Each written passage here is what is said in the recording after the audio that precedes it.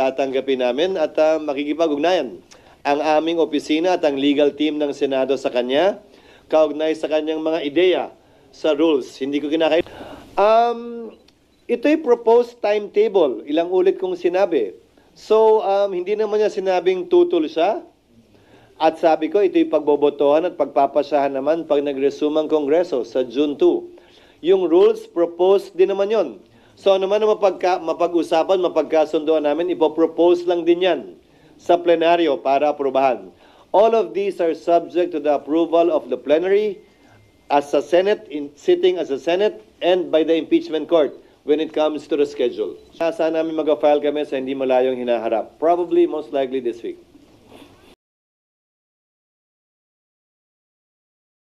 As a general rule, dahil siya magde-defense sa floor, pero tinutulungan na yan ng legal team ng Senado na magbigay ng mga panukala para matalakayan sa plenaryo at isa-isang ipe-present yan sa plenaryo. Committee on Rules ang magre-present yan. Didistinguish ko. Yung rules, Senate sitting as a plenary, as a Senate, ang magde-decide yan. Yung calendar, impeachment court ang magpapasa niyan.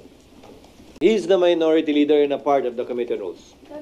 Lahat ng ito ay pag-aaralan pa ng Rules Committee dahil sila nga magrepresenta eh. Pero nandun pa lang kami sa stage na lahat ng inputs kinukuha namin at ipapanukala namin sa kanila. At ang hihilingin ko sa Committee on Rules, ipresenta ito lahat sa plenaryo. Sir, yung... Wala pa namang nagpapaabot pero maikli pa lang naman yung panahon na lumipas at hindi naman nila kailangan magpaabot dahil nga ito'y pagpapasahan ng impeachment court pag ito'y nakonbina. The calendar will not be approved by the Senate sitting in plenary. The calendar will have to be approved by the impeachment court. Although it's the same composition.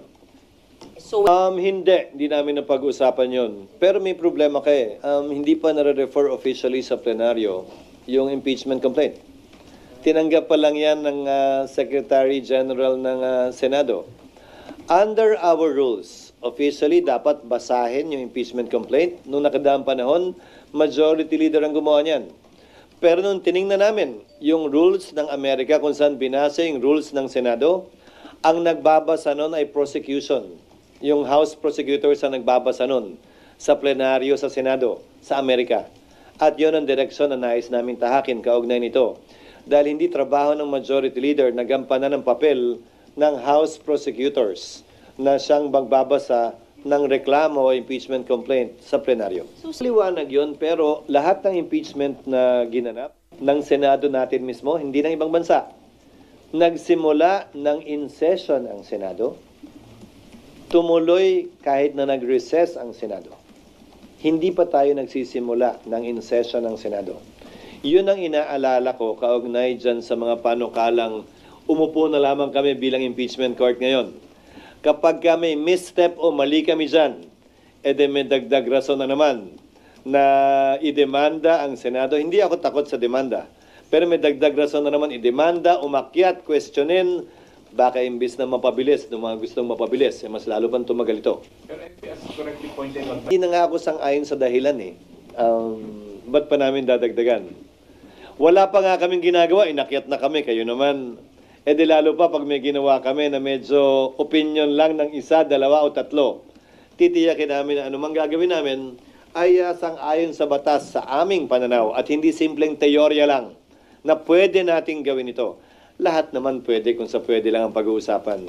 Pero dapat may sinasandalang mas solidong basihan sa batas. and you told Ano namang rason para isiping hindi?